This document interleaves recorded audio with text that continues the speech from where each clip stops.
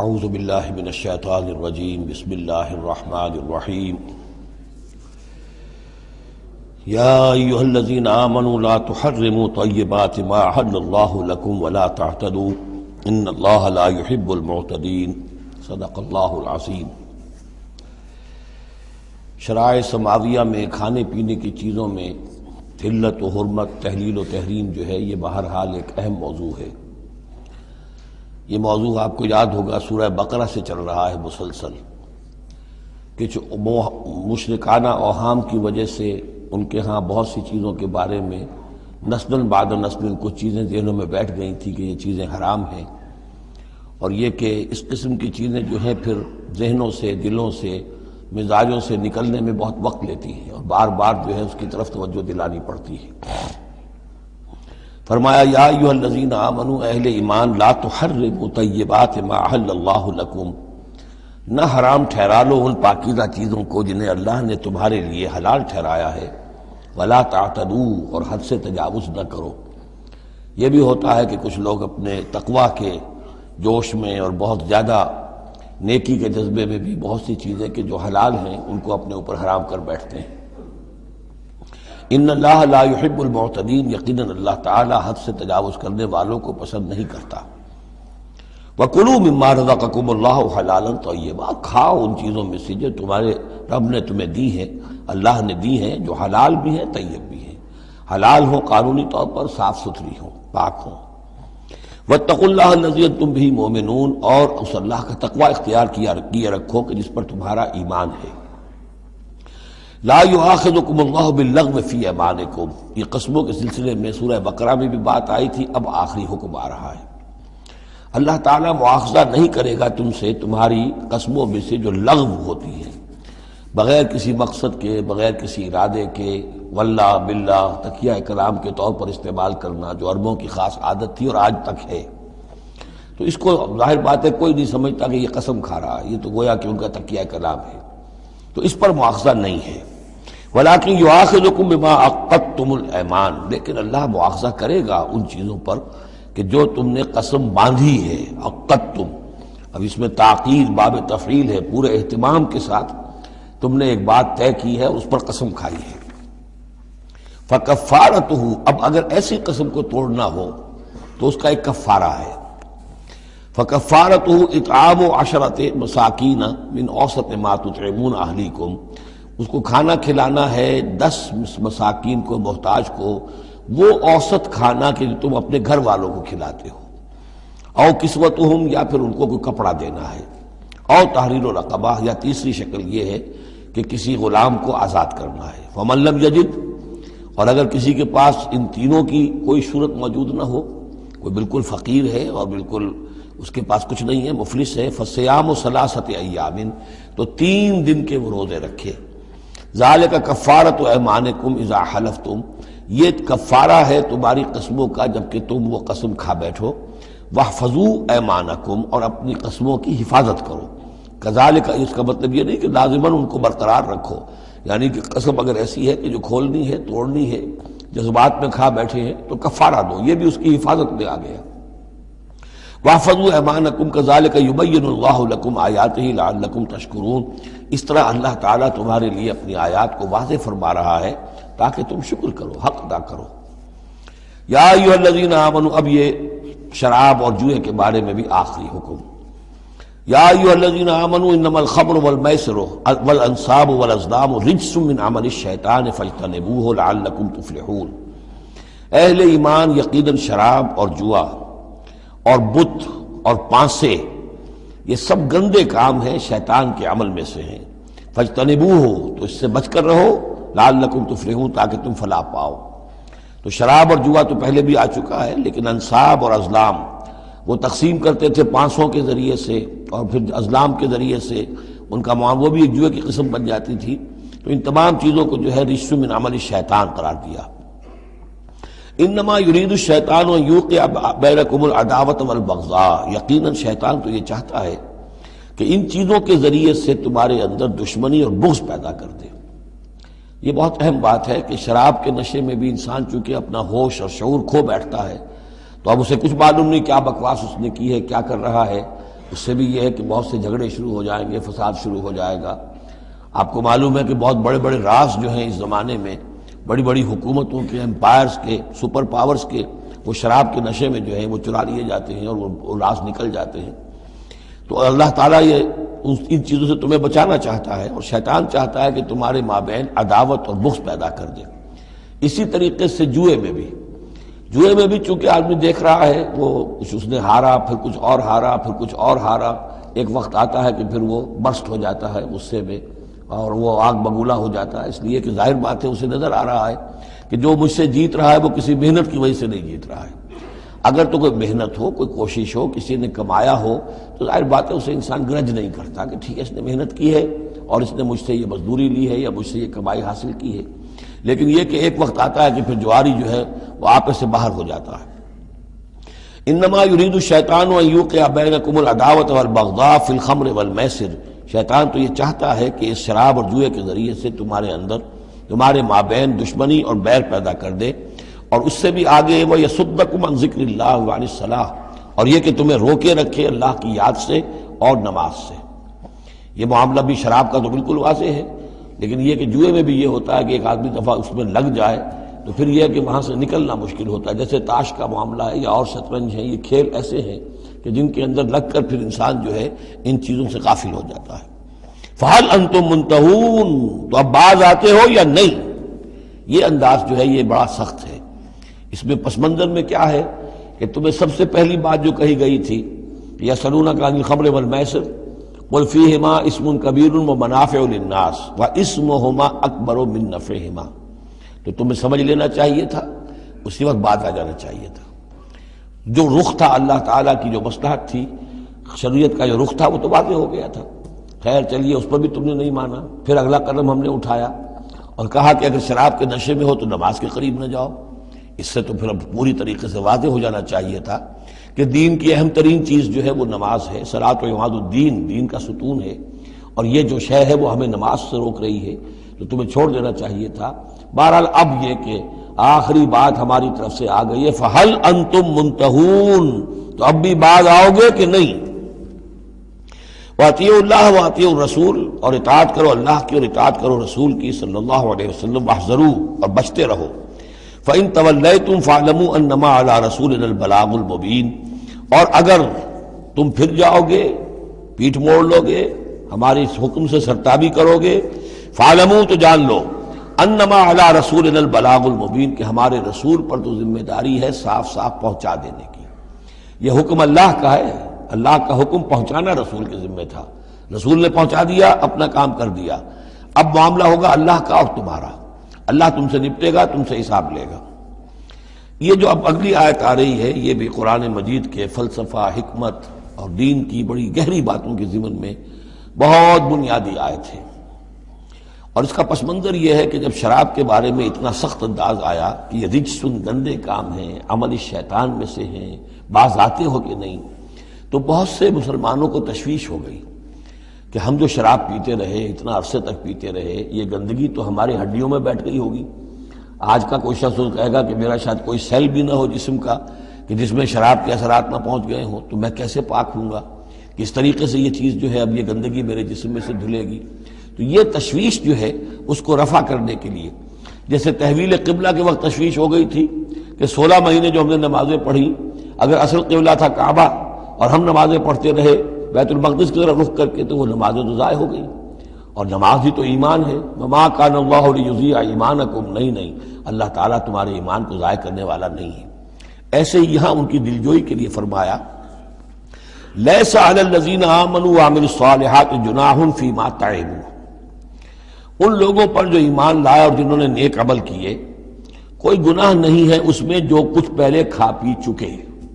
کسی شے کی حرمت کے قطعی حکم کے آنے سے پہلے جو کچھ کھایا پیا گیا جبکہ اس کی حرمت کا اعلان نہیں ہوا تھا، تو اس کا کوئی گناہ ان پر نہیں رہے گا، یہ کوئی ان کی ہڈیوں میں بیٹھ جانے والی شے نہیں ہے۔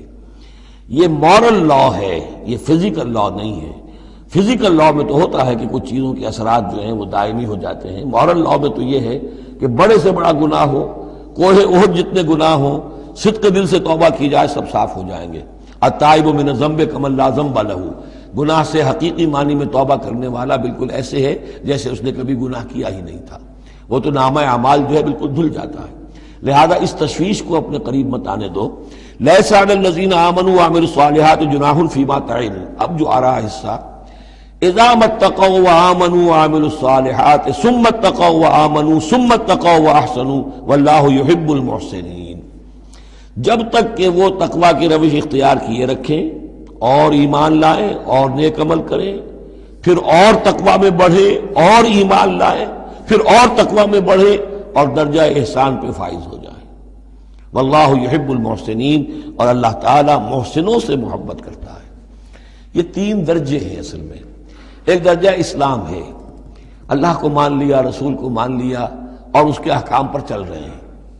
ایک اس سے اوپر کا درجہ ہے ایمان، کہ وہ یقین کے درجے میں قلب میں وہ ایمان اتر گیا ہو اب، اور جب یہ ایمان قلب کے اندر اتر گیا ہے، وَلَٰكِنَّ اللَّهَ حَبَّبَ إِلَيْكُمُ الْإِيمَانَ وَزَيَّنَهُ فِي قُلُوبِكُمْ، تو اب انہی اعمال میں، نماز پہلے بھی پڑھ رہا تھا، اب نماز کی اور شان ہوگی، اس کی بھی اور کیفیت ہوگی، اس کی زندگی کے اندر ایک نیا رنگ آ جائے گا، صبغۃ اللہ ومن احسن من اللہ صبغہ۔ اس سے بھی آگے جا کر جب یہ ایمان اتنا گہرا ہو جائے کہ بالکل جیسے آنکھوں سے کوئی شخص کسی چیز کو دیکھ رہا ہو تو یقین ہوتا ہے، ان تعبد اللہ کانک تراہ فإن لم تکن تراہ فإنہ یراک، جب یہ کیفیت ہو جائے کہ تم اللہ کی بندگی کرو، اللہ کے لیے جہاد کرو، عمل کرو، بھاگ دوڑ کرو، اللہ کا تقوی اتنا ہو جائے کہ جیسے کہ تم اللہ کو اپنی آنکھوں سے دیکھ رہے ہو، تو یہ درجہ احسان ہے۔ حدیث جبرائیل کے جس کو کہا گیا ام السنہ، جیسے سورہ فاتحہ ام القرآن، اساس القرآن، ایسے حدیث جبرائیل ہے ام السنہ، اور ام السنہ میں یہ ساری بات آئی ہے کہ حضرت جبرائیل انسانی شکل میں حضور کی خدمت میں آئے، صحابہ کا مجمع تھا، وہاں انہوں نے سوال کیے، اخبرنی عن الاسلام، مجھے بتائیے اسلام کیا ہے۔ اسلام میں بھی ایمان تو ہے نا، قانونی ایمان، زبانی ایمان تو ہے، لیکن اس کے ساتھ اعمال علیحدہ گنے گئے۔ اس سے اوپر جب ایمان دل میں اتر گیا، اب یہ ایمان کی وہ جو شکل ہے، اس میں اب عمل کو علیحدہ ذکر کرنے کی ضرورت ہی نہیں، اس مرحلے پر آ کر لازماً عمل درست ہو جائیں گے، جبکہ ایمان دل میں اتر چکا ہے اور دل میں یقین بن کر جاگزی ہو گیا ہے، اور پھر اور گہرا چلا گیا۔ یوں سمجھیے کہ جتنا جتنا درخت اوپر جا رہا ہے، جڑ نیچے جا رہی ہے نا، جڑ اور ایمان کی گہری ہوئی، اسلام سے ایمان بن گیا، اور گہری ہوئی، اب یہ تیسری منزل احسان کی اس پر فائز ہو گئی۔ تو جب پوچھا گیا کہ اخبرنی عن الاحسان، اے نبی مجھے بتائیے احسان کیا ہے، تو آپ نے جواب دیا، اور یہ جواب تین روایتوں میں تین مختلف الفاظ میں ہے۔ ان تعمل للہ کانک تراہ، ان تخشى اللہ کانک تراہ، ان تعبد اللہ کانک تراہ فإن لم تکن تراہ فإنہ یراک، یہ تینوں میں ہے۔ اللہ کی بندگی، اللہ کی پرستش، اللہ کے لیے بھاگ دوڑ، اللہ کے لیے عمل، اللہ کے لیے جہاد، یہ انسان ایسی کیفیت سے سرشار ہو کر کر رہا ہو گویا کہ اپنی آنکھوں سے اللہ کو دیکھ رہا ہے۔ تو جب اللہ سامنے ہوگا تو کیسے کچھ ہمارے جذبات عبدیت ہوں گے، کیسی کیسی ہماری قلب کی کیفیات ہوں گی۔ اس دنیا میں بھی یہ کیفیت حاصل ہو سکتی ہے، لیکن یہ اگر بہت کم لوگوں کو حاصل ہو تو اس سے ایک نچلا درجہ بھی ہے احسان کا، کہ کم سے کم یہ بات ہر وقت مستحضر رہے کہ اللہ مجھے دیکھ رہا ہے۔ فَإِن لَمْ تَكُن تَرَاهُ فَإِنَّهُ يَرَاكَ۔ تو یہ تین درجے ہیں جو یہاں آئے، کہ ایک بیس لائن ہے لیس علی الذین آمنوا وعملوا الصالحات، یہ بیس لائن ہے، جناح فیما طعموا اذا ما اتقوا۔ اصل میں ایک کتاب مولانا مودودی صاحب کی ہے، تحریک اسلامی کی اخلاقی بنیادیں، اور بڑی اچھی کتاب ہے، اسلام، ایمان، احسان، لیکن ساتھ ہی تقوی، چار الفاظ انہوں نے لیے ہیں اور چار مراتب قرار دیے ہیں۔ اس میں سے تشریحات تو ساری ٹھیک ہیں، لیکن میں ترتیب کے اعتبار سے اس آیت کی روح سے میرے نزدیک اس میں ایک اصلاح کی ضرورت ہے۔ تقوی کوئی مقام نہیں ہے، تقوی وہ اسپرٹ ہے، ڈرائیونگ اسپرٹ، جو دھکا دیتی رہے گی اور اوپر اٹھائے گی۔ چنانچہ تقوی کی یہاں کی تکرار ہو رہی ہے کہ بیس لائن سے تقوی نے اوپر آپ کو کیا، اب آپ اذا ما اتقوا وآمنوا وعملوا الصالحات، آپ کے ایمان اور عمل صالح میں اور رنگ پیدا ہو گیا۔ ثم اتقوا، پھر تقوی اور بڑھا، تقوی نے آپ کو اور اوپر اٹھایا۔ ثم اتقوا وآمنوا، پھر اب وہ ایمان یقین والا ایمان حاصل ہو گیا۔ اب یہاں عمل صالح کے علیحدہ ذکر کی ضرورت ہی نہیں، جب دل میں ایمان اتر گیا تو حضور نے فرمایا کہ الا ان فی الجسد مضغۃ اذا صلحت صلح الجسد کلہ واذا فسدت فسد الجسد کلہ، تو اس کے حوالے سے اب پورا کا پورا جسم ٹھیک ہو جائے گا۔ ثم اتقوا، پھر تقوی اور ہے تو اس کے نتیجے میں وَأَحْسَنُوا، درجہ احسان پر فائز ہو جائے انسان۔ اللہم ربنا اجعلنا منہم واللہ یحب المحسنین، اللہ اپنے ایسے محسن بندوں کو، درجہ احسان تک پہنچ جانے والے بندوں کو، جیسا کہ اس سے پہلے آیا تھا عمو وسمو، ایک غلط راستہ ہے کہ اندھے ہو گئے بہرے ہو گئے، اللہ نے پھر ڈھیل دی اور اندھے ہو گئے اور بہرے ہو گئے، اللہ نے اور ڈھیل دی اور اندھے ہو گئے اور بہرے ہو گئے، ایک وہ ہے، اور ایک راستہ یہ ہے، اسلام ہے، ایمان ہے، احسان ہے، اور تقویٰ جو ہے اس میں درجہ بدرجہ انسان کو ترقی دلاتا جا رہا ہے۔ یا ایھا الذین آمنوا لیبلونکم اللہ بشیء من الصید تنالہ ایدیکم ورماحکم لیعلم اللہ من یخافہ بالغیب، کیونکہ اس سورہ مبارکہ کے شروع میں آئی تھی یہ آیت کہ جب تم احرام کی حالت میں ہو تو تم شکار نہیں کر سکتے، تو اب اللہ تعالیٰ کی ایک سنت ہے، وہ آزماتا ہے، سخت ترین امتحان لیتا ہے۔ فرض کیجئے کہ ایک قافلہ جا رہا ہے بیچارے حاجیوں کا، اور انہوں نے احرام باندھا ہوا ہے، کوئی شے نہیں ہے، کھانے کے لیے کچھ نہیں ہے، لیکن اب جو ہے ہرن صاحب جو ہے اٹکیلیاں کرتے ہوئے قریب آ رہے ہیں، اور وہ پکڑ نہیں سکتے، قتل نہیں کر سکتے، احرام میں ہیں، بھوک بھی ہے، لیکن یہ کہ چاہے تو ذرا سا نیزہ مارے تو ہرن کو پکڑ کو جو ہے وہ شکار کر لیں، یا ویسے ہی بھاگ کر پکڑ لیں، لیکن یہ کہ اس کی اب ان کو اجازت نہیں ہے۔ تو اللہ تعالیٰ ایسا کرتا تھا، فرمایا یا ایھا الذین آمنوا، اہل ایمان، لیبلونکم اللہ، لازماً اللہ تمہیں آزمائے گا، بشیء من الصید، شکار کے ذریعے سے، تنالہ ایدیکم ورماحکم، جن کو کہ پا لیں گے آسانی سے تمہارے ہاتھ اور تمہارے نیزے، لیعلم اللہ من یخافہ بالغیب، تاکہ اللہ دیکھ لے کہ کون ہے وہ لوگ کہ جو غیب میں ہوتے ہوئے بھی اللہ سے ڈرتے رہتے ہیں، کہ موقع ہے، بھوک بھی ہے، ہرن بھی بالکل پاس ہے، بالکل قابو میں ہے، جیسے چاہیں شکار کر لے، لیکن ہاتھ بندھے ہوئے ہیں، اس لیے کہ احرام باندھا ہوا ہے۔ تو جس کے دل میں ایمان ہوگا وہ اپنی بھوک کو برداشت کرے گا، اللہ کے حکم کو نہیں توڑے گا۔ فمن اہتدی بعد ذلک، اب کسی سے غلطی ہو گئی، تجاوز کر بیٹھا، بھوک کا غلبہ زیادہ تھا، فلہ عذاب علیم، اس کے لیے دردناک عذاب ہے۔ البتہ یہ کہ آگے چل کر اس کے لیے ایک کفارہ بھی بتا دیا گیا ہے۔ یا ایھا الذین آمنوا لا تقتلوا الصید وانتم حرم، دیکھو اہل ایمان، جب تم احرام کی حالت میں ہو تو کسی شکار کو قتل مت کرو۔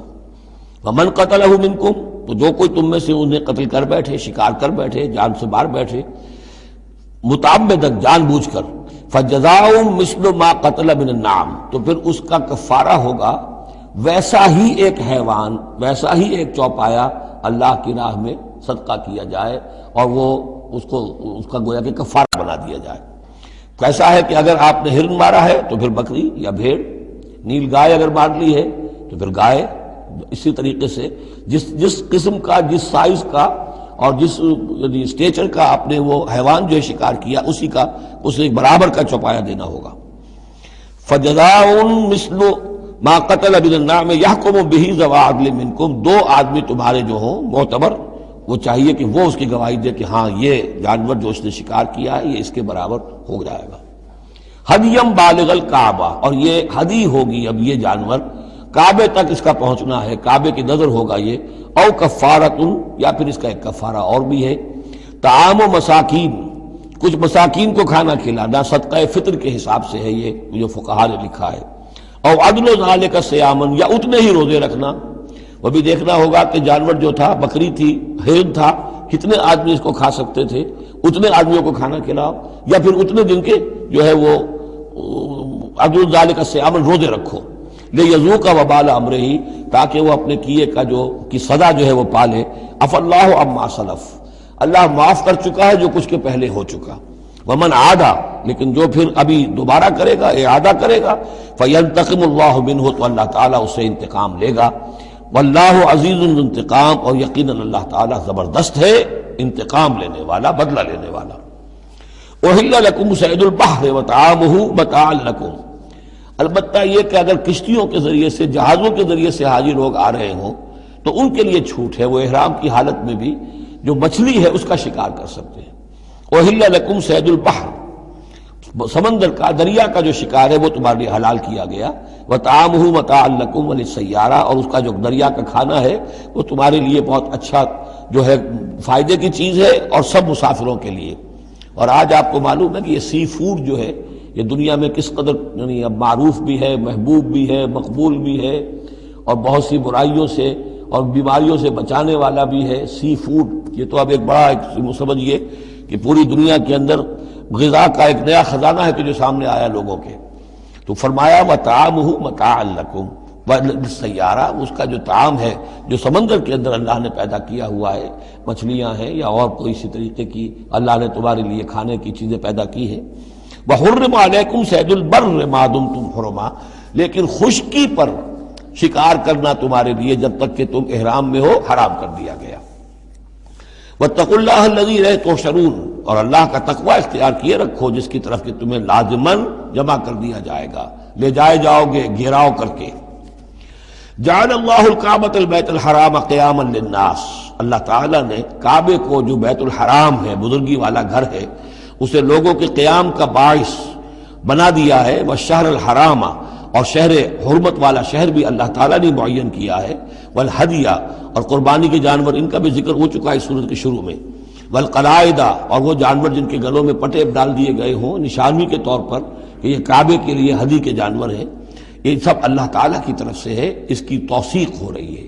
یعنی یہ کوئی تمہاری جاہلیت کی روایات نہیں ہے، یہ چیزیں جو ہیں کعبے کی حرمت اور عظمت، اسی طریقے سے شہر حرام، اسی طریقے سے ہدی کے جانور، اور وہ کہ جن کے گلوں میں پٹے پڑے ہوئے ہوں ہدی کے جانور ہونے کے اعتبار سے۔ ذالک لتعلموا ان اللہ یعلم ما فی السماوات و ما فی الارض، یہ اس لیے کہ تم اچھی طرح جان لو کہ اللہ تعالیٰ کو آسمانوں اور زمین کی ہر شے کا علم حاصل ہے۔ ان اللہ بکل شیء علیم، اللہ تعالیٰ ہر چیز کا علم رکھتا ہے۔ اس کے مقابلے میں 4 چیزیں آئیں گی جو ان کے ہاں حرام ہو گئی تھی، ان کو پھر کہا جا رہا ہے کہ اس کے لیے کوئی سند نہیں ہے کتاب میں موجود، وہ بعد میں آئیں گی۔ اعلموا ان اللہ شدید العقاب، جان لو کہ اللہ تعالیٰ سزا دینے میں بہت سخت ہے۔ وان اللہ غفور الرحیم، اور اللہ غفور اور رحیم بھی ہے، یعنی اس کی تو دونوں شانیں ہیں۔ اب تم دیکھو کہ تم اپنے آپ کو کس شان کے ساتھ متعلق کر رہے ہو، کس کا مستحق بنا رہے ہو، اس کی عقوبت کا یا اس کی رحمت اور مغفرت کا۔ ما علی الرسول الا البلاغ، ہمارے رسول پر سوائے پہنچا دینے کی کوئی ذمہ داری نہیں، باقی ساری ذمہ داری اب تمہاری ہے۔ واللہ یعلم ما تبدون وما تکتمون، اور اللہ جانتا ہے جو کچھ کہ تم ظاہر کرتے ہو اور جو کچھ کہ تم چھپاتے ہو۔ قل لا يستوي الخبيث والطيب، اے نبی کہہ دیجئے ناپاک اور پاک برابر نہیں ہو سکتے۔ ولو اعجبك کثرت الخبیث، چاہے ناپاک شے کی کثرت جو ہے وہ تمہاری آنکھوں کو اچھی لگے۔ آدمی تو چاہتا ہے بہتات ہونی چاہیے بس ہر چیز کی، ناجائز حرام سے آیا ہوا مال ہو جمع ہو گیا ہے اچھا لگے گا آپ کو، ہے خبیث ہو۔ تو خبیث اور طیب برابر نہیں ہو سکتے، چاہے کثرت جو ہے خبیث کی وہ جو آنکھوں کو چکا چوند تو کرتی ہے، نظر کو خیرہ کرتی ہے، چمک تہذیب حاضر کی۔ فاتقوا اللہ یا اولی الالباب لعلکم تفلحون، تو اللہ کا تقوی اختیار کرو اے ہوش مندو تاکہ تم فلاح پاؤ۔ یا ایھا الذین آمنوا لا تسألوا عن اشیاء ان تبد لکم تسؤکم، اہل ایمان ان چیزوں کے بارے میں سوال نہ کرو کہ وہ اگر تم پر کھول دی جائیں، واضح کر دی جائیں تو تمہیں اچھی نہیں لگیں گی، تمہیں بری لگیں گی۔ بعض چیزوں کی طرف سے اللہ تعالیٰ نے خود خاموشی اختیار کی ہوتی ہے، خام خواہ سوال کر کر کے اور اس کو اپنے اوپر جو ہے ذمہ داری کو بڑھا لینا، یہ بھی ایک جو خاص قسم کی مذہبی ذہنیت ہوتی ہے، کھودنے کریدنے کی اور بال کا کھال اتارنے کی، اس کا نتیجہ یہ نکلتا ہے۔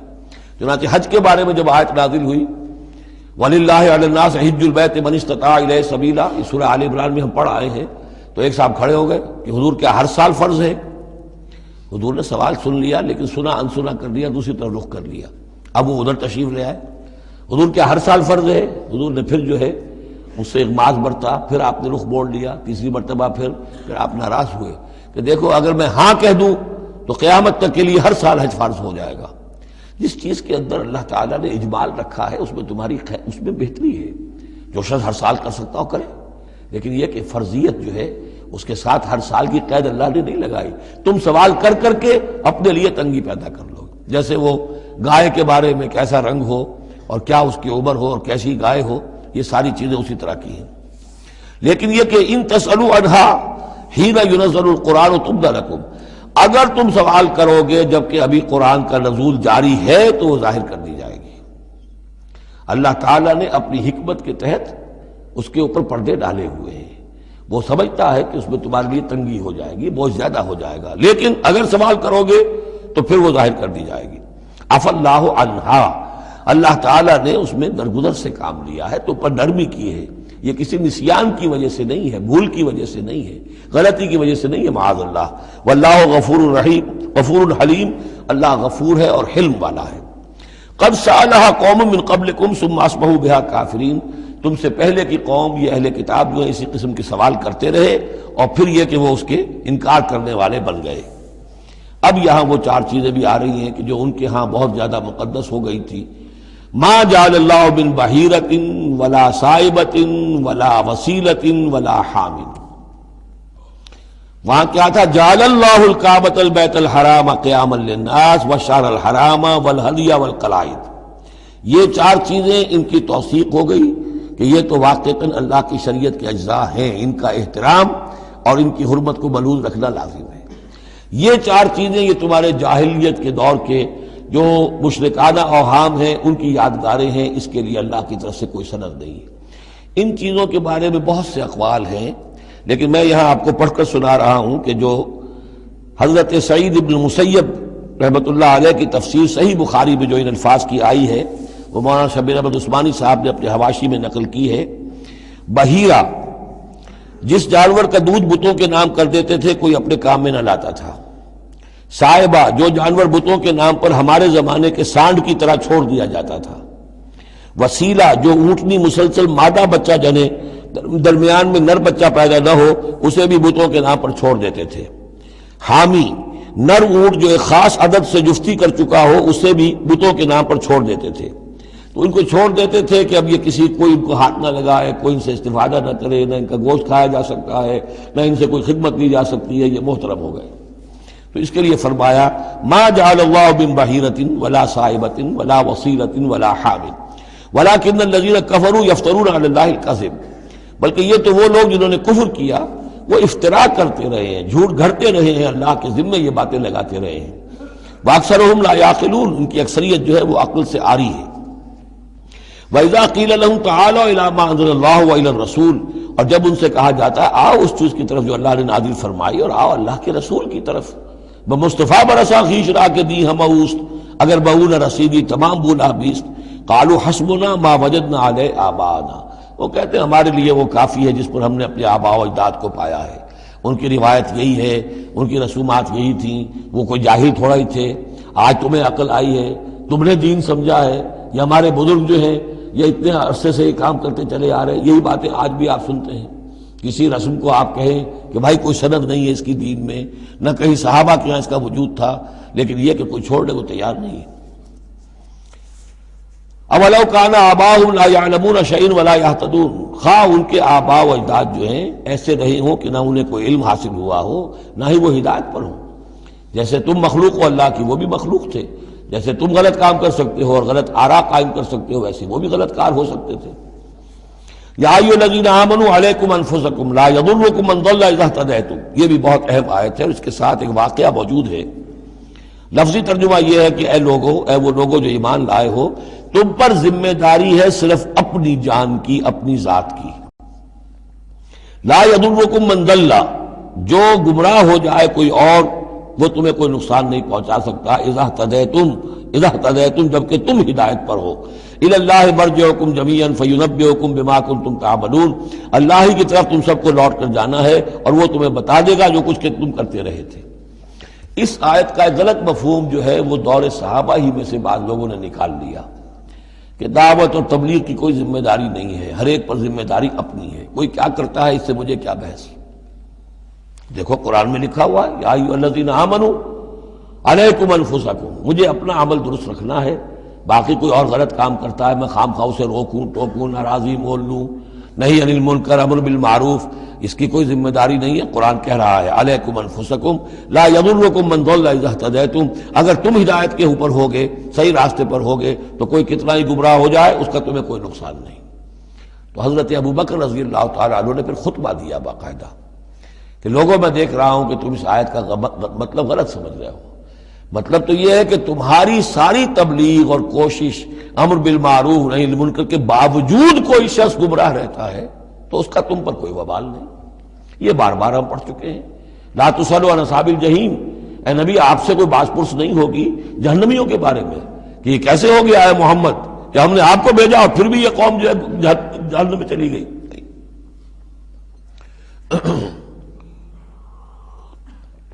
لیکن جہاں تک دعوت، تبلیغ، نصیحت، نہی عن المنکر، امر بالمعروف، یہ فرائض میں سے ہے.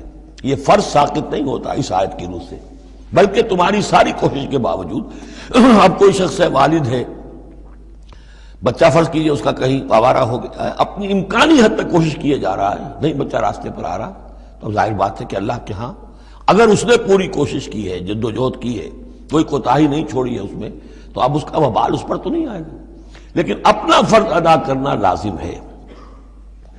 یا ایھا الذین آمنوا علیکم انفسکم لا یضرکم من ضل اذا اہتدیتم الی اللہ مرجعکم جمیعا فینبئکم بما کنتم تعملون. تو تم سب کو لوٹ کر جانا ہے اللہ ہی کی طرف اور پھر وہ تمہیں جتلا دے گا جو کچھ کہ تم کرتے رہے تھے.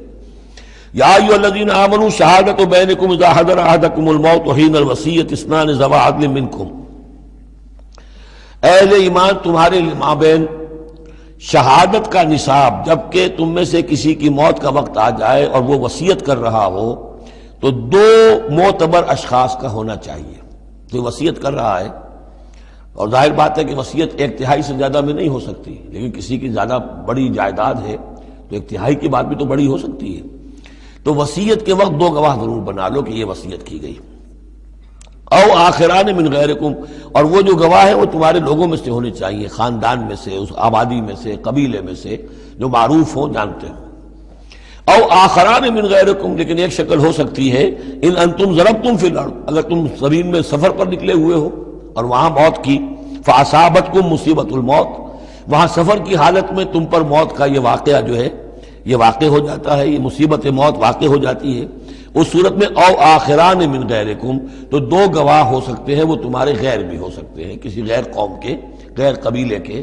لیکن یہ کہ بہرحال جب عام حالات میں اپنے گھر میں، اپنی بستی میں، اپنے خاندان ہی میں رہتے ہوئے جب کہ کوئی شخص انتقال کر رہا ہے تو اسے وصیت میں گواہ اپنے لوگوں میں سے، رشتہ داروں میں سے، قرابت داروں میں سے دو معتبر آدمیوں کو بنانا چاہیے. تحبسونہما من بعد الصلاۃ، اب اس کے بعد جب یہ کہ اس کا انتقال ہو گیا تو اب یہ کہ وصیت کا مسئلہ آئے گا. لوگ پوچھیں گے کیا واقعی یہ وصیت جو ہے اس شخص کی ہے؟ تو اب ان دونوں کو روکو، کھڑا کرو، من بعد الصلاۃ، نماز کے بعد. مسجد ہے، نماز پڑھی ہے، اب وہ دونوں کھڑے ہو جائیں. فیقسمان باللہ، پھر انہیں چاہیے کہ اللہ کی قسم کھائیں. ان ارتبتم، اگر تمہیں کوئی ان کے بارے میں شک ہو کہ کہیں یہ وصیت کو بدل نہ دیں، کہیں ان سے غلطی نہ ہو جائے، تو ان سے قسم کھلوا لو. حلف کی بنیاد پر وہ اپنا جو ہے وہ وہاں پر شہادت دیں گے. اور پھر انہیں کہنا چاہیے لا نشتری بہ ثمنا، ہم اس کی کوئی قیمت وصول نہیں کریں گے، کوئی ناجائز فائدہ اس سے نہیں اٹھائیں گے.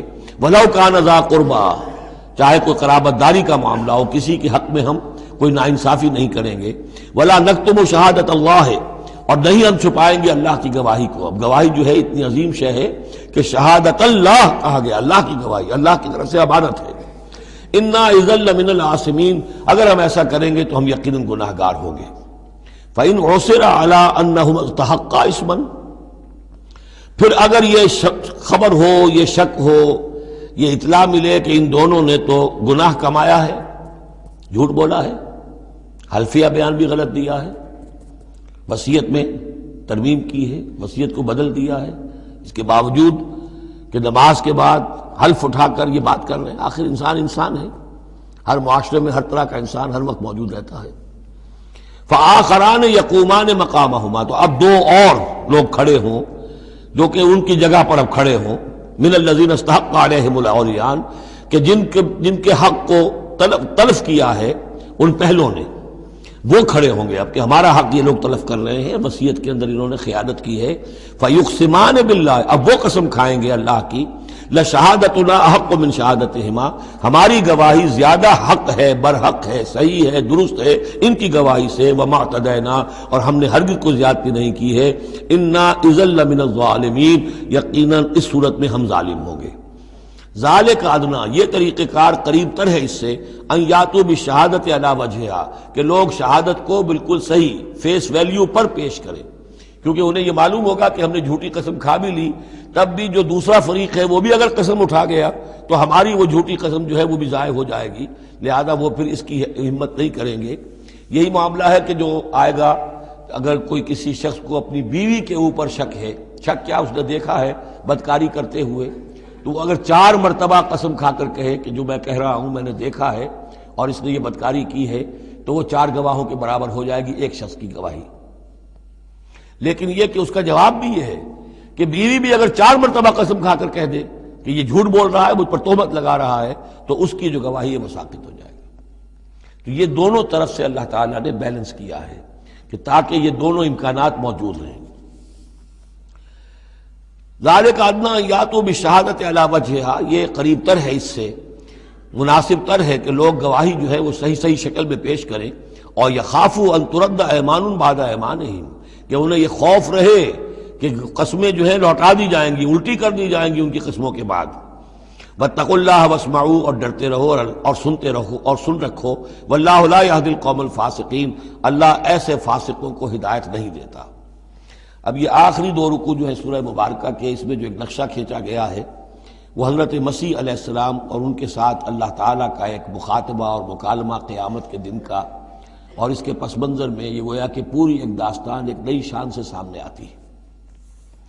یوم یجمع اللہ الرسل، اس دن کا تصور کرو جس دن اللہ تعالیٰ تمام رسولوں کو جمع کرے گا۔ فیقول ماذا اجبتم، اور پوچھے گا آپ لوگوں کو کیا جواب ملا تھا، آپ کی قوموں نے کیا معاملہ کیا آپ کے ساتھ۔ قالوا لا علم لنا، وہ کہیں گے ہمیں کچھ معلوم نہیں، اللہ تعالیٰ کی جناب میں زبان کھولنے سے بچیں گے۔ انک انت علام الغیوب، اللہ تو سب کچھ جاننے والا ہے، غیبوں کا جاننے والا ہے، علام الغیوب ہے، تمام چھپی باتوں کا جاننے والا ہے، تیرے تجھ پر منکشف ہے۔ اذ قال اللہ یا عیسی ابن مریم، اب خاص پیشی جو ہے وہ ہو رہی ہے حضرت عیسیٰ ابن مریم کی۔ وہ دنیا میں پوجے گئے، اللہ کے بیٹے بنائے گئے، ثالث و ثلاثہ قرار دیے گئے، لہذا اب ان کو جو شرمندگی اٹھانی پڑے گی اللہ تعالیٰ کے سامنے، اس کا نقشہ کھینچا گیا ہے۔ اذ قال اللہ یا عیسی ابن مریم اذکر نعمتی علیک، اور جب کہے گا اللہ تعالیٰ کہ اے مریم کے بیٹے عیسیٰ ذرا میرے ان انعامات کو یاد کرو جو تم پر ہوئے، وعلی والدتک، اور تمہاری والدہ پر ہوئے، اذ ایدتک بروح القدس، جبکہ میں نے تمہیں مدد پہنچائی، تائید کی تمہاری روح القدس سے، جبرائیل کے ذریعے سے، تکلم الناس فی المہد وکہلا، تم نے گفتگو کی لوگوں کے ساتھ، پگھوڑے میں بھی، گود میں بھی، انفینسی میں بھی، اور کہلن، اور پوری طریقے سے جوان اور پورے طریقے سے ایک ایڈلٹ کی حیثیت سے بھی۔ وَإِذْ عَلَّمْتُكَ الْكِتَابَ وَالْحِكْمَةَ وَالتَّوْرَاةَ وَالْإِنْجِيلَ، اب وہ الفاظ آگے آل عمران والے، اور یاد کرو ہمارے اس احسان کو جب میں نے تمہیں سکھائی کتاب بھی اور حکمت بھی، یعنی تورات بھی اور انجیل بھی، درمیان کا واو یعنی کے معنی میں آئے گا، واو تفسیر۔ وَإِذْ تَخْلُقُ مِنَ الطِّينِ كَهَيْئَةِ الطَّيْرِ بِإِذْنِي، اور یاد کرو جب کہ تم بناتے تھے گارے سے پرندے کی ایک شکل میرے حکم سے، فَتَنفُخُ فِيهِ فَتَكُونُ طَيْرًا بِإِذْنِي، پھر تم اس میں پھونک مارتے تھے تو وہ ایک اڑتا ہوا پرندہ ہو جاتا تھا میرے حکم سے۔ وَتُبْرِئُ الْأَكْمَحَ وَالْأَبْرَصَ بِإِذْنِي، اور تم اچھا کر دیتے تھے مادرزاد اندھے کو بھی اور کوڑھی کو بھی میرے حکم سے۔ وَإِذْ تُخْرِجُ الْمَوْتَىٰ بِإِذْنِي، اور جب کہ تم مردے کو کھڑا کر دیتے تھے، چلنے والا بنا دیتے تھے، بِإِذْنِي، میرے حکم سے۔ وَإِذْ كَفَفْتُ بَنِي إِسْرَائِيلَ عَنْكَ، اور یاد کرو میرے اس احسان کو کہ میں نے بنی اسرائیل کے ہاتھ روک لیے تم سے، ان کے ہاتھ تم تک نہیں پہنچنے دیے۔ یہ وہی واقعہ ہو گیا کہ حضرت مسیح گرفتار نہیں ہوئے۔ حضرت مسیح کو عین اس وقت جب کہ وہ پولیس والے داخل ہوئے باغ میں، 4 فرشتے اترے ہیں اور لے کر آسمان پر چلے گئے۔ وَإِذْ كَفَفْتُ بَنِي إِسْرَائِيلَ عَنْكَ، میں نے ہاتھ روکے رکھے بنی اسرائیل کے تجھ سے۔ اِذْ جِئْتَهُم بِالْبَيِّنَاتِ، جب تم ان کے پاس آئے کھلے معجزوں کے ساتھ۔ فَقَالَ الَّذِينَ كَفَرُوا مِنْهُمْ، تو کہا ان لوگوں نے جنہوں نے ان میں سے کفر کیا، إِنْ هَذَا إِلَّا سِحْرٌ مُبِينٌ، نہیں ہے یہ تو بالکل کھلا یقیناً ان ھذا الا نہیں ہے یہ مگر کھلا جادو۔ وَإِذْ أَوْحَيْتُ إِلَى الْحَوَارِيِّينَ، اور پھر ذرا یاد کرو میرے اس احسان کو کہ میں نے اشارہ کر دیا، دل میں ڈال دیا وحی کی حواریین کی طرف۔ یہ وحی خفی، حواریین کو ظاہر بات ہے وحی جلی جو ہے، وحی نبوت تو نہیں آ سکتی، لیکن جیسے کہ شہد کی مکھی کے لیے وحی کا لفظ آ گیا ہے، آسمانوں کو وحی کی اللہ تعالیٰ نے، تو یہ وحی خفی ہے۔ وَإِذْ أَوْحَيْتُ إِلَى الْحَوَارِيِّينَ، اور جب میں نے اشارہ کیا، الہام کر دیا حواریین کو، ان آمنوا بی وبرسولی، ایمان لاؤ مجھ پر بھی اور میرے رسول پر بھی۔ قالوا آمنا واشہد باننا مسلمون، اور انہوں نے کہا کہ ہم ایمان لائے اور اے عیسیٰ آپ بھی گواہ رہیے کہ ہم اللہ کے فرما برداروں میں سے ہیں۔ اذ قال الحواریون، اور ذرا یاد کرو اس واقعے کو جب کہ حواریین نے یہ کہا، یا عیسیٰ ابن مریم، اے عیسیٰ مریم کے بیٹے، حل تستطیع ربک، کیا آپ کے رب کو یہ قدرت حاصل ہے، ان ینزل علینا مائدۃ من السماء، کہ ہم پر آسمان سے ایک دسترخوان اتر آئے۔ قال اتقوا اللہ ان کنتم مؤمنین، تو عیسیٰ نے کہا کہ اللہ کا تقوی اختیار کرو اگر تم ایمان رکھتے ہو، ایسی دعائیں نہیں کرنی چاہیے، ایسے مطالبے نہیں کرنے چاہیے۔ قالوا نريد ان ناكل منها، انہوں نے کہا نہیں، ہم چاہتے ہیں کہ آسمان سے ایک خوان اترے اور اس میں ہمارے لیے غذا ہو اور ہم اس میں سے کھائیں۔ وتطمئن قلوبنا، اور ہمارے دل بالکل مطمئن ہو جائیں۔ یعنی وہ ایسی بات ہو گئی جیسے حضرت ابراہیم نے کہا تھا ارنی کیف تحیی الموتی، اس طرح کا کوئی مشاہدہ وہ بھی مانگ رہے تھے۔ ونعلم، اور ہمیں یہ معلوم ہو جائے پوری طریقے سے، ان قد صدقتنا، کہ آپ نے جو باتیں بھی ہم سے کہی ہیں بالکل سچی ہیں، کسی شک و شبے کی کوئی گنجائش نہیں۔ ونکون علیہا من الشاہدین، اور ہم ان تمام باتوں پر پورے گواہ بن جائیں، ہمیں وہ یقین کامل حاصل ہو جائے کہ پھر ہم آپ کی جانب سے جب تبلیغ کریں لوگوں کے اندر تو ہمارے اپنے دل میں کہیں کسی شک و شبے کا کوئی کانٹا چبھا ہوا باقی نہ رہ گیا ہو۔ قال عیسیٰ ابن مریم، تو اس پر حضرت عیسیٰ ابن مریم نے دعا کی، اللہم ربنا انزل علینا مائدۃ من السماء، اے اللہ، اے ہمارے رب، اتار دے ہم پر ایک دسترخوان، ایک خوان بھرا ہوا آسمان سے، تکون لنا عیدن، وہ ہمارے لیے ایک عید بن جائے گا، جشن کی بات ہو جائے گی، آسمان سے خاص تیرے ہاں سے کھانا ہمارے لیے آئے، لأولنا وآخرنا، ہمارے پہلوں کے لیے بھی پچھلوں کے لیے بھی، وآیۃ منک، اور ایک نشانی بن جائے گی تیری جانب سے، وارزقنا، اور ہمیں رزق عطا فرما، وانت خیر الرازقین، اور یقیناً تو بہترین رزق دینے والا ہے۔ قال اللہ نے جواباً ارشاد فرمایا، انی منزلها علیکم، ٹھیک میں نازل کر دوں گا وہ تم پر، فمن یکفر بعد منکم، لیکن پھر اس کے بعد جو کوئی کفر کی روش اختیار کرے گا، فانی اعذبہ عذابا لا اعذبہ احدا من العالمین، تو پھر اس کو میں وہ عذاب دوں گا جو تمام جہانوں میں کسی اور کو نہیں دوں گا۔ یعنی جب اس طرح کا خرق عادت کوئی چیز دکھا دی جائے، کھلا معجزہ، پھر رعایت نہیں ہوتی۔ چنانچہ قوموں کا معاملہ یہی تھا، قوم سمود نے مطالبہ کیا حضرت صالح علیہ السلام سے کہ ابھی اس چٹان میں سے ایک گابن جو اونٹنی برآمد ہو جانی چاہیے، وہ اونٹنی جو ہے برآمد ہو گئی، لیکن اب رعایت نہیں تھی۔ اب اگر ایمان نہیں لاؤ گے تو اب کہہ دیا گیا چند دن ہے تم بس ہو گے، اب اس کے بعد ختم ہو جاؤ گے۔ اس لیے کہ اس قسم کی نشانیاں دکھانے کے بعد پھر وہ رعایت نہیں رہتی، مہلت ختم ہو جاتی ہے۔ یہ بات بہت تفصیل سے آئے گی سورہ شعراء میں کہ اے نبی یہ جو آپ سے نشانیاں مانگ رہے ہیں اور ہم نہیں دکھا رہے، یہ ان کی خیر خواہی میں، اگر جس قسم کی نشانی یہ مانگ رہے ہیں وہ ہم دکھا دیں گے تو ان کی مہلت ابھی ہمیں ختم کرنی ہوگی، پھر ان کو مزید رعایت نہیں دی جا سکے گی۔ اور اس قسم کے معجزے دیکھ کر پہلے بھی کوئی ایمان نہیں لایا، نہ یہ لائیں گے۔ اندر جو فساد ہے نیت کا وہ کہاں انہیں ماننے دے گا۔ نہ قوم صالح نے مانا، حالانکہ ان کو اپنی نگاہوں کے سامنے انہوں نے ایسا معجزہ دیکھ لیا۔ حضرت عیسیٰ کے معجزوں کو یہودیوں نے نہیں مانا، جادو قرار دیا۔ تو معجزے سے ایمان تو کوئی لایا نہیں سوائے وہ جادوگر جو تھے حضرت موسیٰ علیہ السلام سے جن کا مقابلہ ہوا تھا۔ باقی یہ کہ عام قوم جو ہے، فرعون تو ایمان نہیں لایا، فرعون کے جو درباری ہیں وہ ایمان نہیں لائے۔ تو اس لیے یہ جو ہوتا ہے کہ اگر کوئی اس قسم کی نشانی دکھا دی جائے تو یہ اصل میں پھر لوگوں کے لیے اس اعتبار سے ان کے خلاف جا پڑتی ہے کہ ابھی اللہ کچھ اور مہلت دیتا، کچھ اور ڈھیل دیتا، کچھ اور لوگ سمجھ لیتے، کچھ اور لوگوں کو ایمان کی توفیق مل جاتی اور وہ سلسلہ بند ہو جاتا ہے۔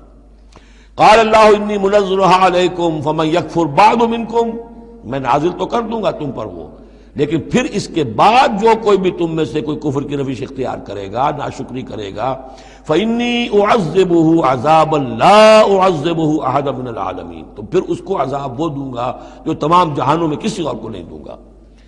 وَإِذْ قَالَ اللَّهُ يَا عِيسَى ابْنَ مَرْيَمَ، اب یہ آخری ڈراپ سین ہے اس کا اور بہت سخت ہے یہ، اور جب کہے گا اللہ تعالیٰ اے مریم کے بیٹے عیسیٰ، اَأَنْتَ قُلْتَ لِلنَّاسِ اتَّخِذُونِي وَأُمِّيَ إِلَٰهَيْنِ مِن دُونِ اللَّهِ، کیا تم نے کہا تھا لوگوں سے کہ مجھے اور میری ماں کو بھی الہ بنا لینا، معبود بنا لینا اللہ کے سوا، تم نے کہا تھا؟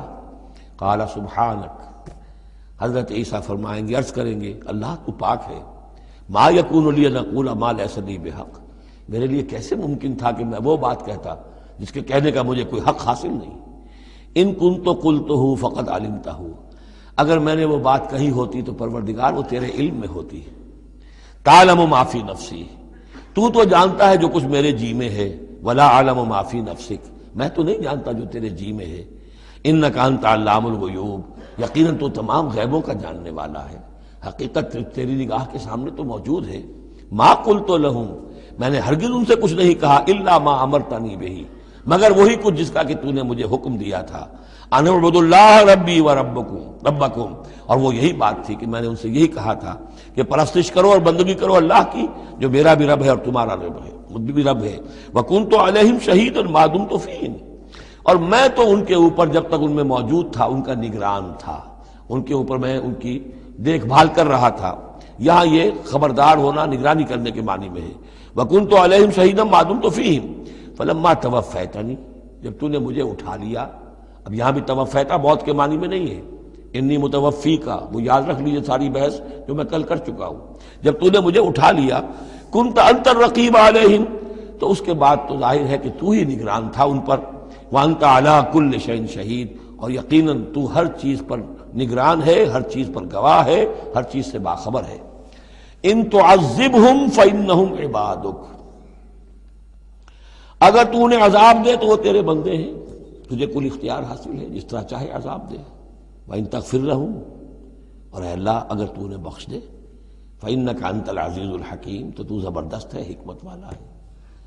یہ بہترین انداز ہے، میں درخواست بھی ہے، معافی کی درخواست بھی ہے، وہ اپنی شفقت رافت نوع انسانی کے حق میں انبیاء کے اندر جو ہوتی ہے، لیکن اس سے آگے بڑھ کے بھی نہیں کہہ سکتے۔ مقام عبدیت یہی ہے، العبد عبد وان ترقى والرب رب وان تنزل، اختیار تیرا ہے۔ ان تعذبهم فانهم عبادک، اے اللہ تو اگر انہیں عذاب دے تو تیرے بندے ہیں، تیری مخلوق ہیں۔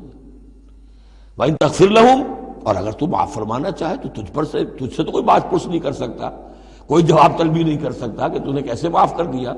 وان تغفر لهم فانك انت العزیز الحکیم، تجھے ہر اختیار حاصل ہے، تو زبردست ہے، حکمت والا ہے۔ قال اللہ ھذا یوم ینفع الصادقین صدقہم، اللہ فرمائیں گے، اب جیسے میں نے ڈراپ سین کہا تھا، یہ پوری پیشی جو ہے اس کا آخری نقشہ کیا ہوگا، اللہ فرمائے گا یہ آج کا دن وہ ہے جس دن سچوں کو ان کی سچائی فائدہ پہنچائے گی۔ قال اللہ ھذا یوم ینفع الصادقین صدقہم، ان کا صدق ان کے حق میں مفید ہوگا۔ لہم جنات تجری من تحتہا الانہار خالدین فیہا ابدا، ان کے لیے باغات ہیں جن کے دامن میں ندیاں بہتی ہوں گی، ان میں وہ ہمیشہ ہمیشہ رہیں گے، فیہا ابدا۔ رضی اللہ عنہم ورضوا عنہ، اللہ ان سے راضی ہو گیا اور وہ اللہ سے راضی ہو گئے۔ یہ آخری مقام ہے، رضامندی باہمی، اللہ تم سے راضی، تم اللہ سے راضی۔ رضی اللہ عنہم ورضوا عنہ، ذالک الفوز العظیم، اور یہی ہے بہت بڑی کامیابی۔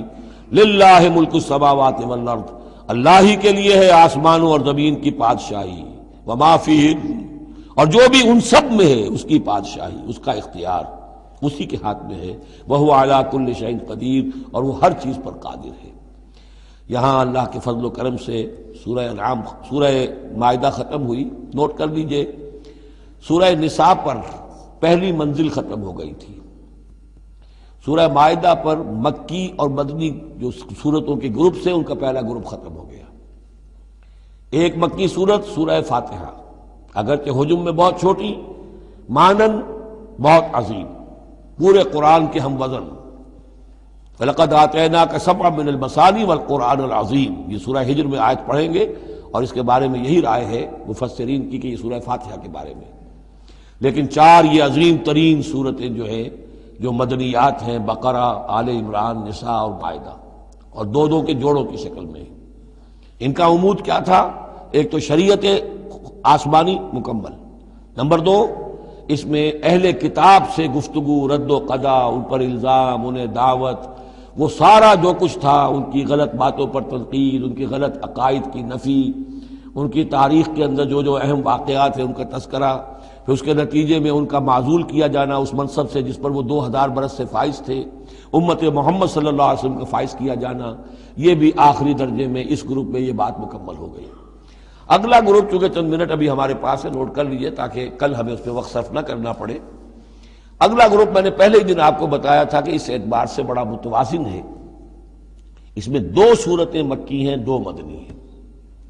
الانعام الاعراف مکیات، الانفال التوبہ مدنیات. ان میں جو تقسیم ہے، جو مکیات ہیں اور مدنیات ہیں اس گروپ کی، اس میں سارا معاملہ ہے مشرکین عرب کے ساتھ. اب آپ یہ محسوس کریں گے سورہ انعام کو پڑھتے ہوئے کہ جیسے بالکل نئے ماحول میں آ گئے ہیں.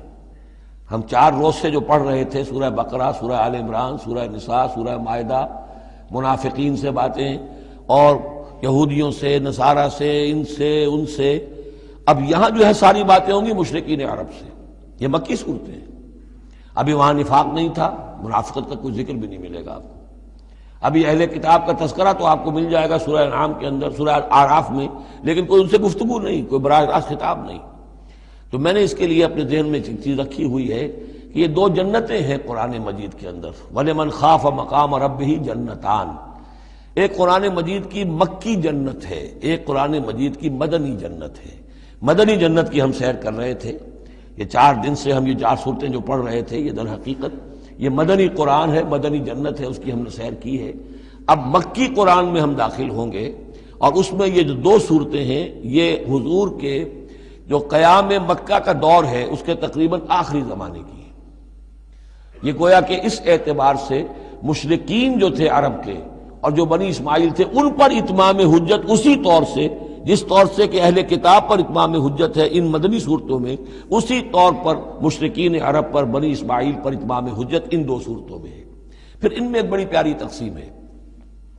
مکی صورتوں میں چونکہ ظاہر بات ہے کہ اہم ترین مضمون ایمان کا ہوتا ہے. اللہ کو مانو، اللہ کی نعمتوں کا اقرار کرو، اللہ کے رسول کو مانو. اور ان میں جو استدلال ہوتا ہے وہ شاہ ولی اللہ دہلوی رحمۃ اللہ علیہ کی اصطلاحات کے حوالے سے آپ کو بتا رہا ہوں کہ 2 طریقے سے اللہ تعالیٰ توحید کی طرف لوگوں کو لاتا ہے. التذکیر بآلاء اللہ، اللہ کے احسانات، اللہ کی عظمت، اللہ کی نشانیاں، اللہ کی قدرت، اللہ کی صناعیاں، یہ تو آیات آفاقیہ، آیات انفسیہ، اور اللہ کے احسانات تم پر، ان کی نعمتوں کا تذکرہ. اس کو کہتے ہیں التذکیر بآلاء اللہ، اللہ کے احسانات اور اس کی قدرت کے جو کرشمے ہیں ان کے حوالے سے یاد دہانی، تذکیر.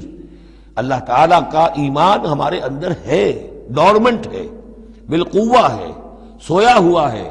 اسے جگانے کے لیے یہ آیات قرآنیہ آتی ہیں، اسے ایکٹیویٹ کرنے کے لیے وہ پوٹینشیل ایمان ایکچوئل ایمان بن جائے.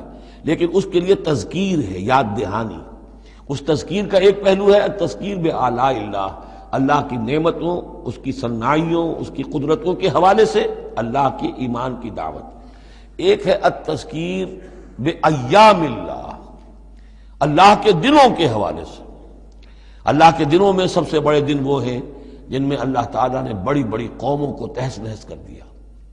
پوری قوم نوح غرق کر دی گئی، پوری قوم عاد برباد کر دی گئی، نسیم منسیہ. پوری قوم سمود ختم کر دی گئی. چند ساتھی اہل ایمان اور وقت کے رسول بچا لیے گئے.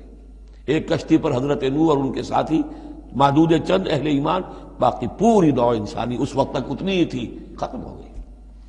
اس طرح قوم عاد پوری ختم ہو گئی، حضرت ہود اور چند لوگ بچا لیے گئے. قوم سمود پوری ختم ہو گئی، حضرت صالح اور چند اہل ایمان بچا لیے گئے. قوم شعیب پوری ختم ہو گئی، مدین کے لوگ، صرف حضرت شعیب اور ان کے چند ساتھی بچا لیے گئے. عمورہ اور صدوم کی بستیاں برباد کر دی گئی، صرف حضرت لوط علیہ السلام اور ان کی بیٹیاں وہاں سے نکل سکی ہیں، باقی پوری قوم ختم ہو گئی۔ تو یہ ایام اللہ، آل فرعون غرق کر دیے گئے۔ یہ اللہ کی سنت رہی ہے کہ جب بھی کبھی اس نے کسی قوم کی طرف رسول کو بھیجا، نبی نہیں رسول، جب رسول بھیج دیا گیا، اب اگر قوم نے رسول کو رد کر دیا تو پھر اس کے ساتھ رعایت نہیں ہے، پھر وہ قوم ختم کر دی جائے گی، گویا کہ ثابت ہو گیا ان میں کوئی خیر نہیں ہے۔ جیسے آپ کسی باغ میں سے پتے وتے جھاڑ جھکاڑ جمع کر کے آگ لگا دیتے ہیں تو گویا کہ یہ دنیا کے باغ کے اندر اب یہ جھاڑ جھکاڑ ہے، ان میں کوئی خیر رہا ہی نہیں۔ نبی کے رسول کے آنے کے بعد بھی یہ لوگ جو ہے ان کی آنکھیں نہیں کھلی تو معلوم ہوا کہ اب ان کے اندر کوئی خیر نہیں ہے، تو ان کو ختم کر دیا جائے اور زمین کو پاک کر دیا جائے، یہ زمین کا بوجھ ہے، زمین کے لیے گندگی ہے، پاک کر دیا جائے۔ یہ ایام اللہ ہے جن کا ذکر قرآن مجید میں بار بار آتا ہے۔ اس کے علاوہ ایام کا معاملہ پھر ایک ابتدا ہے، ازل کے اندر کیا ہوا ہے وہ بھی تو یوم ہی ہے نا، ٹائم کے حوالے سے، اور پھر کیا ہوگا ابد میں، آخرت میں کیا ہوگا۔ یہ جو ہے سلسلہ تخلیق اور ازلی حقائق، اور پھر یہ کہ بعث بعد الموت، اور پھر کیا ہونا ہے عالم برزخ میں، اور پھر کیا ہونا ہے عالم آخرہ میں، اور پھر کیا ہوگا وہاں پر اصحاب جنت بھی ہوں گے، اصحاب جہنم بھی ہوں گے، اور وہ بھی ہوں گے کہ درمیان میں ہوں گے۔ تو یہ تمام چیزیں جو ہے یہ آئیں گی سورہ اعراف کے اندر۔ تو یہ تقسیم ہے توحید کے موضوع پر، یہ دونوں صورتیں بہت جامع، لیکن اول سورہ انعام کے اندر التذکیر بآلاء اللہ، اور ثانیاً سورہ اعراف اس میں آئے گی التذکیر بایام اللہ، اس کا سب سے بڑا مضمون جو ہے وہ اس پر مشتمل ہے۔ انشاءاللہ تعالی کل ہم اس کا مطالعہ شروع کریں گے، اور اس کے بارے میں ایک روایت یہ بھی ہے اس سورہ انعام کے بارے میں کہ یہ پوری سورت ایک ہی وقت میں نازل ہوئی ہے۔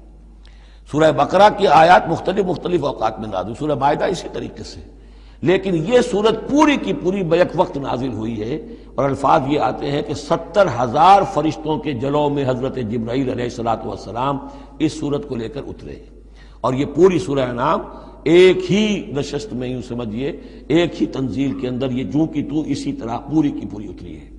بارک اللہ لی ولکم فی القرآن العظیم ونفعنی وإیاکم بالآیات والذکر الحکیم۔